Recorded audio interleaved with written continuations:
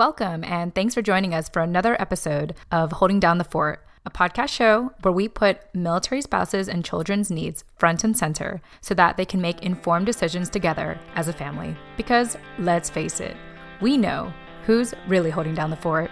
I'm Jen Amos, a veteran spouse and Gold Star daughter, and your host for today's show. Let's get started.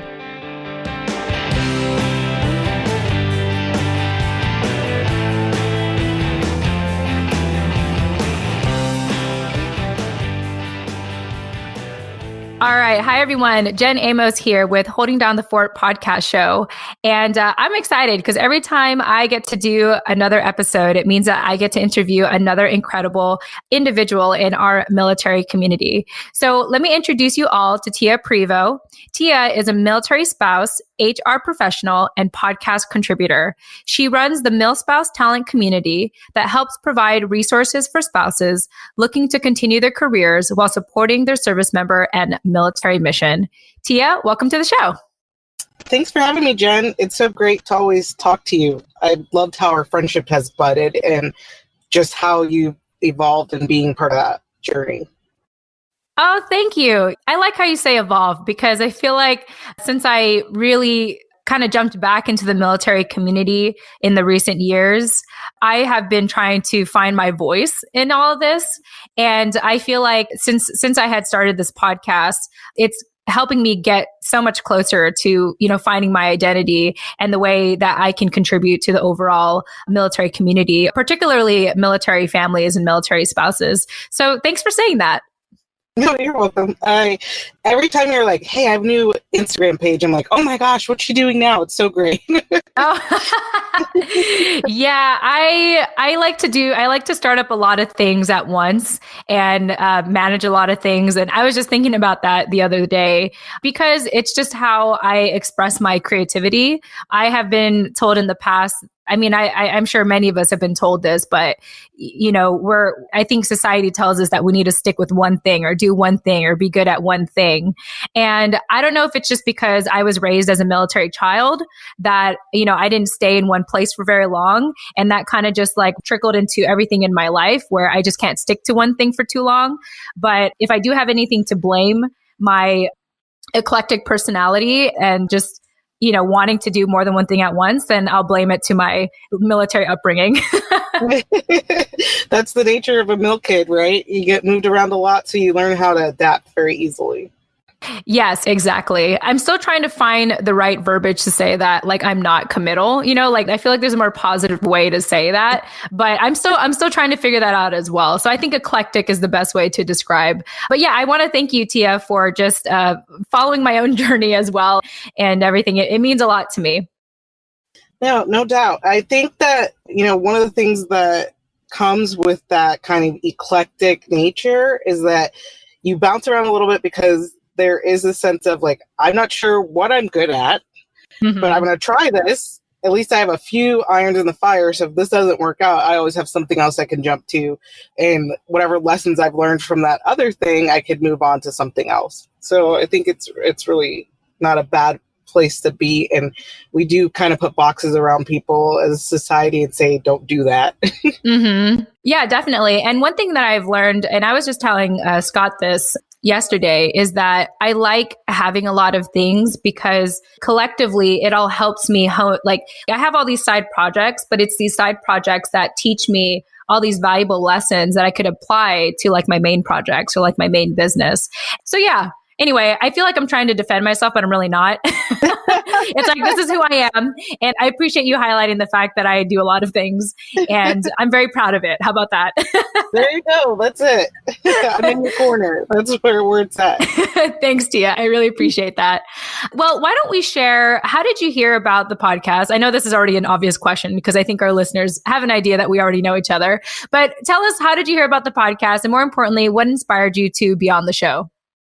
So we know each other from previous ventures that we've been a part of with U.S. Vet Wealth. And for a while, I was working with Scott. We were doing lives, and that's kind of how our relationship started, is that you would help coordinate with Scott to do these lives on my page for military spouses, educating them about financial wealth and financial stability and creating a legacy. And so that's where we connected. But then I had written an article for Wives of the Air Force, and it was about how military spouses, like, we feel that, once we get a job, we have to latch onto that job. And if we hate the job, we still have to work it. And I really wanted to explain that doesn't serve you just because you feel like you have to do something.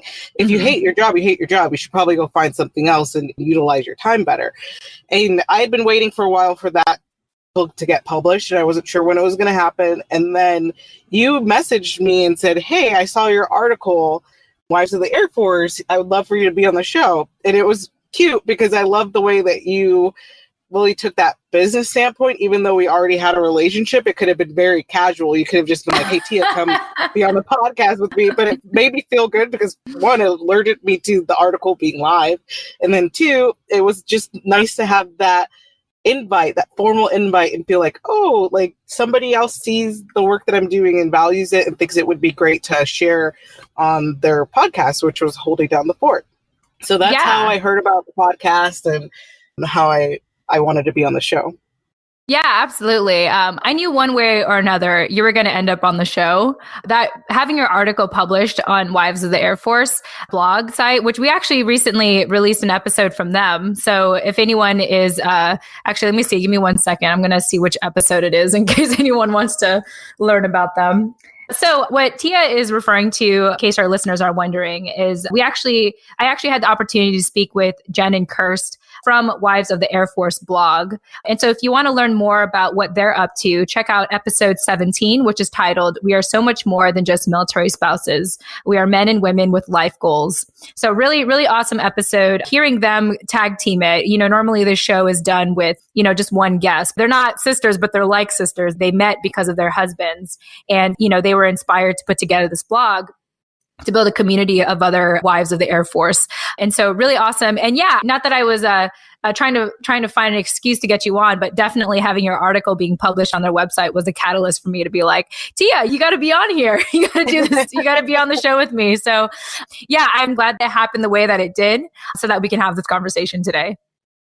Yeah, no, definitely. And that blog is not just for Air Force wives. It just happens to be that I'm an Air Force wife and I happen to be on the blog. So anybody who's interested, there's great career advice. There's great advice about motherhood, because recently became a mom, and another one is pregnant currently, about to become a mom. So definitely have this evolution. There's things about exercise. It's just a great blog if you're looking for some additional resources and support. Yeah, one thing that I think is very awesome on their end is that they created a survivor's guide for the bases that they would get stationed at. And so they give those tips on like what to look out for and what resources are available there, and some tips on how to get situated in the base. And so I think that's really cool. And like you said, a resource for, not just wives of the Air Force anymore, but they're looking to expand. So I think that's really awesome to hear hear that kind of news. And it's my hope to bring them back on the show in the future again, because they're doing a lot of good things out there for the military community. I would agree. I definitely agree with that. Yeah. Well, Tia, bringing it back to you, for people that are getting to know you for the first time, why don't you share a little bit about your life today, particularly what keeps you excited and busy about life nowadays? So for me, one of the things is I am an HR professional by trade. So if you heard me on any other podcast, you would know that by now. But for the people that are new and getting introduced to me, my passion has been human resources, and I fell into it as a recruiter and have done every aspect of HR and back to being a manager over several recruiters. So my day-to-day job, that's what I do.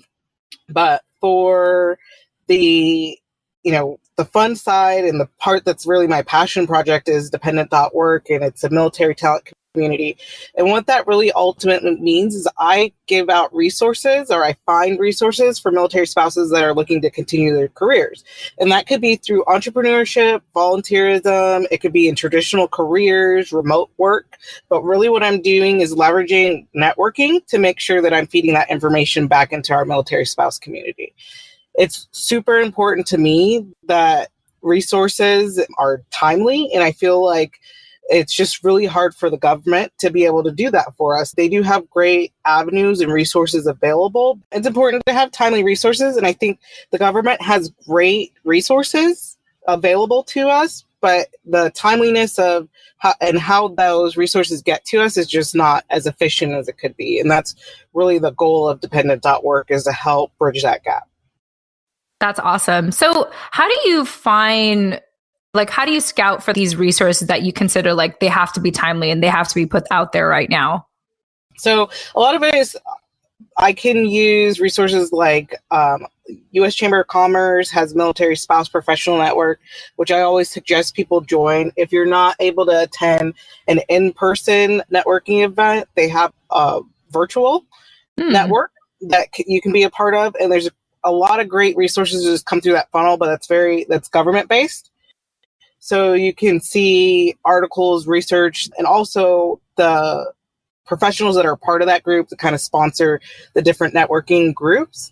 They get a lot of resources and push them through. So that's one of the ways that I stay linked in from that perspective, because I can take those resources and push them out to the social channels, which I feel like sometimes people aren't all the way connected through.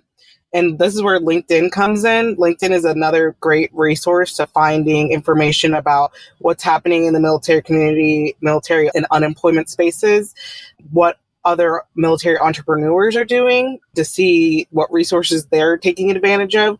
Google has great resources that are happening. Grow with Google is a big right now.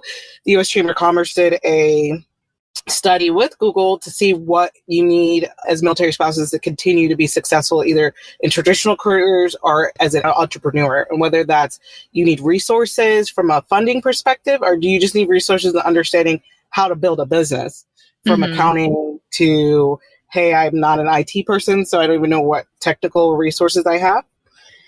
I'm using all of my kind of avenues from a recruiting standpoint, places I would look to dig for jobs as a recruiter, to be able to push those out as resources to military spouses. That is really awesome. And how long have you had dependent work going for a while? Because I think I saw you last year, but how long has it been now? It's about a year and a half. So last Labor Day, I started. So a year and a couple months that I officially launched. But I'd always been thinking about, how do I use my skill set to support our community? Because I was around both spectrums. I was around military spouses who didn't have an identity. They didn't understand. And really what they did is they said, you know what, I'm going to just, and not just, because being a military spouse and a stay-at-home mom is a very important job, but it was something they fell into more than it was something they chose. Right. And then I was around women that were very career driven, very professional in nature, who were, as this word I just learned, geobadging, which means they would stay behind while their spouse forges on with the mission. So whether that's their spouse is working at another base, on a deployment, on a remote, whatever that was, but they were not going to be moving. Obviously with the deployment, you can't move with your spouse, but with remotes, there are options sometimes to be able to move. They would stay behind because they wanted to be able to continue their career. And a lot of our bases are not in areas that allow for career continuity. And so I was like, I have this great gift, right? Like I said, I fell into HR, I fell into staffing, but I have a niche in it and I'm good at it. And I'm going to toot my own horn about that. And so how do I take that resource that I have and be able to push it out and help and encourage others? All right. Hi, everyone. Just jumping in for a quick moment here to talk about our major sponsor for our podcast show, Holding Down the Fort, which is US Vet Wealth.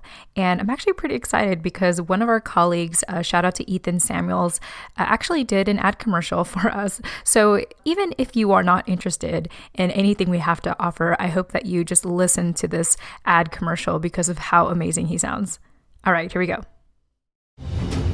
As you prepare to exit the workforce, you have a lot to be proud of. But be careful, your 401k is one bear market away from ruin, and And don't forget that business partner that doesn't show up except to collect his paycheck, Uncle Sam. He'll be there with his hands stretched out like Paulie from the Goodfellas. My name is Ethan Samuels, and I know exactly how you feel. When I got out of the U.S. Navy and joined a top financial services firm, I dealt with people struggling with these same issues. And this is why I helped create U.S. Vet Wealth. We apply the same outside-the-box thinking we use to win wars and ensure freedom of the seas to your financial well-being. Our clients are on track to enjoy life, knowing their money is working for them at maximum efficiency. They know that they will never be taxed or spent down to nothing. Best of all, their solutions are all uniquely tailored by me, your financial intelligence officer. For a no-obligation financial intelligence assessment, email me at ethan@usvetlife.com. That's ethan@usvetlife.com.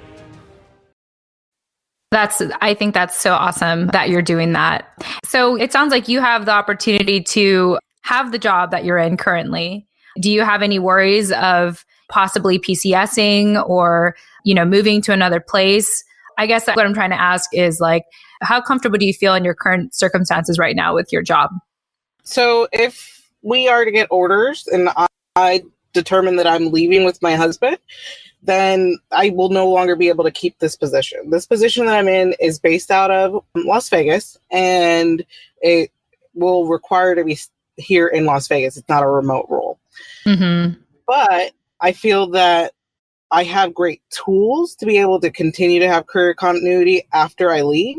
Mm-hmm. But I still have that same worry that everybody does when they're in a job that they really enjoy. And then we're getting to the point where at some point we are going to get orders. It's creeping up. We've been here for 3 years. My husband may get promoted in, January, February time period. With that, the higher up he gets, the less positions there are, the more likelihood for a PCS. What are we going to do? Or maybe he goes on a remote. Do I stay here? Do I go home to be closer to family? I don't know. So I still have those same worries, and I still look at it as, what am I going to do? Even though I think I'm good enough, am I good enough to be able to obtain a job after I leave here? So I still have that imposter syndrome that creeps in on me and says, hey, let me think of this. Is the message going to take precedence over what you're doing currently? And what are you going to do? Mm-hmm. Ability to keep doing what you're doing. Do you have the ability to, hey, push dependent.work further to where that becomes your primary and not be in a traditional working environment, but be in this entrepreneur space? And I just don't know, but I'm willing to take that chance. And that's why I'm cultivating the relationships and the networks that I'm doing right now to be on either side of that bridge, whether that's traditional employment or entrepreneurial. Yeah. Speaking of which, let's go ahead and talk about our educational topic today, which you've already hinted at, which is the imposter syndrome as a military spouse. Can you elaborate on how you define imposter syndrome and how it affects your life as a military spouse? Yeah, definitely. I probably feel imposter syndrome several times a day. And what imposter syndrome is it's either that self-doubt, the insecurity, or just that overwhelming feeling of like, I'm not good enough. But it tends to hit people that are good enough. So it tends to hit people that have been successful at things, that have accomplished great goals. And sometimes it usually tends to hit after they've accomplished a great goal. So it can be like, I, have done several podcasts, and then I'm getting ready to go on this podcast with Jen, and I'm thinking, oh my gosh, why am I doing this? How can I say that I'm a podcast contributor? I've only did a couple podcasts, but when I look back at it and I listen to the podcasts I've done, I have key takeaways for people, and I've been able to influence people, even if that's one person I've touched. So that imposter syndrome will help pull you down a little bit. It gives you that, like, hey, maybe I should call Jen up and just tell her, hey, let's reschedule, or I'm not ready to do it. When I really am. And so the way to overcome that is by doing things like putting action into motion. One of the things that I thought was really cool when I was looking at this topic and researching it is that minorities tend to be impacted by this the most. And I thought, well, this is great because me and Jen talk about this kind of topic anyway, as being both color and females. We have some great conversations just about how it feels and how to overcome some of our self-doubt from that perspective. And I was like, we'll totally be able to talk about this imposter syndrome and probably go on a tangent about it because we're probably the ones that are impacted the most over these areas. Oh, But I man. did also think that for military spouses is definitely is an area from when we talked about PCSing and making that move and what my identity should be. Should I have an independent identity or should I just take on this military spouse identity, which a lot of people only see as a dependent? And that means you take care of the family and that's your only part of the mission. Mm-hmm. And that's not it. Like you can still be independent and have a thriving business or thrive as a volunteer, because we have people like Marla Batista that's in our community that is an amazing volunteer advocate who's done great work for homeless veterans and has been able to showcase how, helping from a nonprofit standpoint makes such an impact to our community. So I think that there's definitely ways to have an identity and be a military spouse and not let that imposter syndrome pull you down. You said so many amazing things just now. One of the initial things I feel compelled to talking about is that, I don't have the stats myself, but, as a minority myself, I definitely know what you're talking about with the imposter syndrome, Tia. And, I think culturally, like if you were to look at, this is like completely off topic, but not really, because I know there's a big Filipino community in the military, actually. A lot of us, such as myself, a lot of our parents left the Philippines thanks to the military. And I was born as an American. So anyway, so this is still relevant for the show to talk about those things. But yeah, just culturally, like I have been under the impression that I am supposed to be the matriarch of my family or, be that quiet, obedient girl. And, the fact that I do podcast shows and I'm a pretty outspoken person kind of goes against like what ideally the Filipina is supposed to be. And, being in the position that I'm in, like I said, it's like, I remember how hard the imposter syndrome had affected me. I actually found an old post that I put out there back in 2016 when I was celebrating my 3-year anniversary with my online marketing business at the time. And I remember who I was at that time. That was a couple years ago. But I remember I was struggling with the imposter syndrome because I felt like I didn't feel like I was serving my clients to the best of my ability. I felt like I was really literally just making stuff up as I go, like the services that I was offering. But anyway, long story short, you mentioned some tips on how to overcome the imposter syndrome, which is, really just doing stuff, right? The way that I have overcome the imposter syndrome, because I get like a little ounce of it every now and then, but the way that I've overcome it, like for the most part, is I just think to myself that, well, there's a couple things that I think, but ultimately I feel that I am part of a greater mission that I don't know what the master plan is to, but I know that I'm part of something greater. And all I have to do is just be myself. And all I have to do is just open my mouth and speak my mind and speak my thoughts. And it, just like what you said, Tia, if it resonates with just one person, then I've done something good. And it's really cool because, having started this podcast show back in the summer, I definitely had the imposter syndrome because initially we wanted to speak directly to military spouses. Well, I don't really consider myself a military spouse. I consider myself a Gold Star daughter, first and foremost. I had lost my dad when he was serving in the Navy back in the 1990s. And then I only got back in, 20 plus years later as a veteran spouse when I met my husband. And so when I first started the show, and this is part of why I mentioned early on that I was trying to find my voice, was kind of like, where do I fit in all this? Because, I was a Gold Star daughter 20 plus years ago. I'm a veteran spouse today. I mean, I'm trying to speak to military families. Like, how do I speak to them? Like, how do I I don't know what type of expertise that I have. But either way, this is why I like to bring on guests on the show, because it's people like you, Tia, who can speak to the community and we can speak to them together. And I'm really more of a student than anything else. And so I've been learning a lot from guests on our show and even just listening to you talk. So thanks for that, Tia. No, not a problem. I mean, we experience life through so many different lenses, right? And so I think that for you, you've had this very hard beginning, with losing your dad so early in your childhood, and then evolving into you marry somebody who's a veteran of the military, right? Like, so it had this impact on you that there were things about the military that you still loved, even though you may have hated the military for taking your dad, right? So then it's like, then you fall back into it and you go, I want to support it, whatever I can do to support it, because there is a way that I can still see like what my mom went through and, what we went through as mill kids. And now you can see from the veterans' perspective, you have all of Scott's insight of like what it's like to separate. And so there are ways that you can help to impact on any part of that spectrum. And for a military spouse that goes through all those different things. So, for me, I'm going to have to go through retirement. And I think about that and it scares me. Like, I hold on to my military spouse identity so tight and want to continue to make such an impact. But once we're retired, what does that mean? How do I continue to support? Do I get to continue to support because I'm not active duty anymore? And so that's a little bit of, imposter syndrome coming in and worrying about future things that don't really matter right now.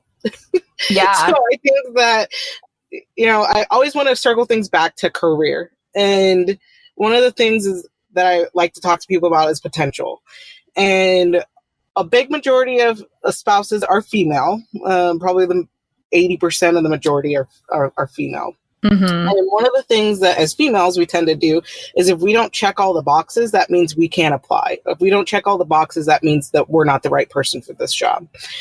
It's very important to bet on your potential. I think that we don't do enough of that. Men will do that 99% of the time. They don't worry about if they can or they can't do it. They do it based on the fact they know they can do it, even if they've never done it before. That is so true. You're so right about that.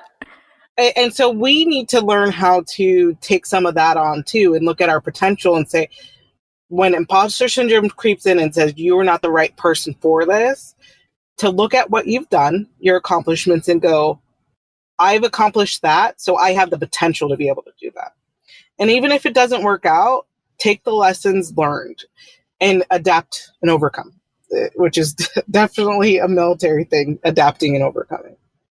Yeah, definitely. I love that. Bet on your potential. And there's also, I feel like there's a saying that I feel like can kind of complement that, which goes, it's better to ask for forgiveness than permission.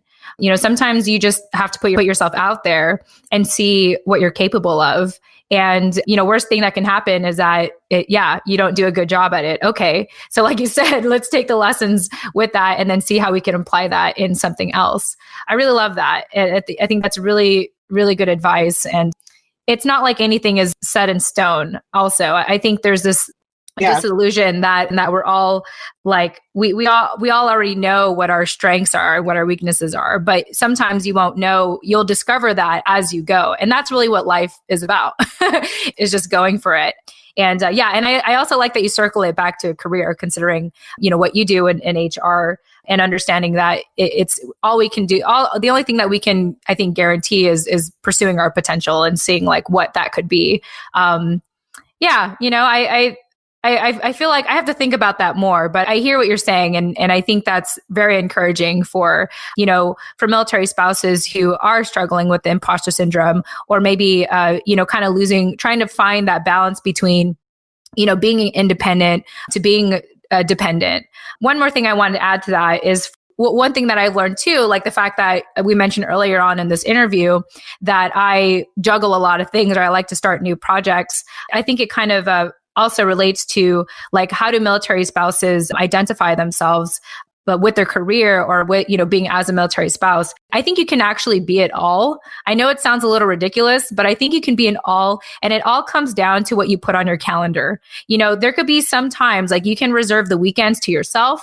You can be a military spouse, during the week. Like you can, schedule. Like I think it just comes down to like, how do you want to organize your time so that you could be, a dutiful military spouse. You could be pursuing your career. You could be taking care of the kids, and you could be doing whatever else you want to be doing as long as you put it on the calendar. I think that's the best way to make it possible and not feel like you're losing yourself or you have to pick between the two. You know what I mean? Yeah, I definitely do. So it was Veterans Day. And for me, like, I was like, okay, this is what we're going to do. The oldest one has to go to karate camp. I paid for him to have extended karate camp. The little one goes to daycare for the day. I'm going to work a half day, and then I'm going to go home after that and spend the rest of the time before the kids come home with my husband to celebrate him as a veteran. So I was able to do all of those things to feel like I had that time with him to show my husband, hey, I appreciate your service. Without your service, I wouldn't be able to hold this title of military spouse. And so I was able to do everything I needed to do in the day, and not everything at work got done, but the important things got hit.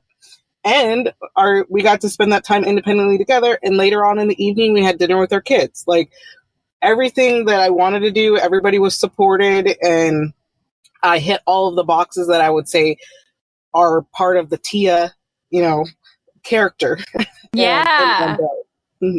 Beautiful, beautiful. Yeah, sometimes I feel like, even though I'm not a military spouse, I feel like Scott is sucking the life out of me because of everything we're doing, because the majority of the stuff we do is for quote unquote our business, but it's really like his vision, right? Like it's because of his vision that our business is possible.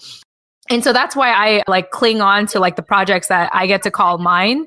And I get to reserve those times. Like, I actually reserve evenings to myself. And so whenever I feel like I'm losing myself, I'm reminded that, I could just put on the calendar and put time for myself again. Just kind of like how at the end of the year, I'm going to travel back home to California and, just have time to myself and reconnecting with my friends and family and getting that reminder of who I am outside of my relationship with Scott. So it's so important. It really is. I think for us, not only putting that time for yourself independently as far as like a recharge and the self-care, but also investing in yourself to grow. I've been bad about this and I need to do it. I want to get a mentor because I tend to give a lot of myself to other people, but then I'm not pouring back into the cup to get me to the next level that I need to be at. And so sometimes my imposter syndrome will show up and like, you're not doing enough, which is something you hit on, or you're right at the ledge of something else that's great. You want to do more, but you haven't pushed yourself enough, or you don't understand how to push yourself to the next point. And I think a lot of that has to deal with not having a mentor to help guide me and groom me to the next step. And so I think that's really an important part of overcoming imposter syndrome when you're trying to do things, like especially from, like you've said, you've had a lot of entrepreneurs on the show and talk about entrepreneurship, but I think from a self-care standpoint and to help yourself grow, it's great to read books and it's great to listen to podcasts and all those great things. But I think sometimes you need to talk it out with somebody and you need them pushing you and holding you to a deadline to help yourself go to the next level. Yeah, definitely. I think part of the imposter syndrome is lacking that belief in yourself. And so if you do lack that belief, you hire someone who's going to believe in you. So I think that's really awesome, and that you're self-aware enough to know that that's what you need in your life to, to reach the goals that you want to reach. Yeah, definitely. Well, Tia, awesome. I think we had such an incredible conversation today. I appreciate you taking the time to talk about, where you at in life today as an HR professional and what you're doing for the military spouse community, and being able to talk about a topic that I think many people may actually be uncomfortable talking about, which is the imposter syndrome. I'm very glad to have had this conversation with you. And hopefully what we talked about today will be of benefit to our listeners. Before we go, do you have any closing thoughts for us, Tia? Really, I think it's just keep pushing forward. I think it's very easy to get stagnant and not know, what to do, or just start to doubt yourself and get in that spiral of imposter syndrome. But if you can keep pushing forward, learn the lessons along the way, that'll keep you in a position of always growing. And really, that's what we want to do. We always want to be a better version of the person that we are today. Yes. So that's really my closing thoughts. Beautiful. And if anyone wants to learn more about dependent work or wants to get a hold of you, how can they do that? Instagram's a great place. I feel like visually people can look at it and determine if the topic's something they want to dig into more. So look for dependent.work on Instagram. The other place that if you want to learn more about me from a professional standpoint is LinkedIn. I'm on LinkedIn under Tia Prevo. If when you go to connect with me, I always challenge everybody to send a note and tell me where you encountered me, whether that's from my Instagram or from this podcast. Just leave a little note in there so that way we can connect on a deeper level. Beautiful. And listeners, if you did not get that, don't worry. I'll include that in the show notes because I'm super generous like that. With that said, we hope that you have gained another piece of resource or education for you to continue to hold down the fort. Tia, thank you so much for being with us today, and to our listeners as well. And we look forward to speaking with you in the next episode. Tune in next time. Thanks. Bye, guys.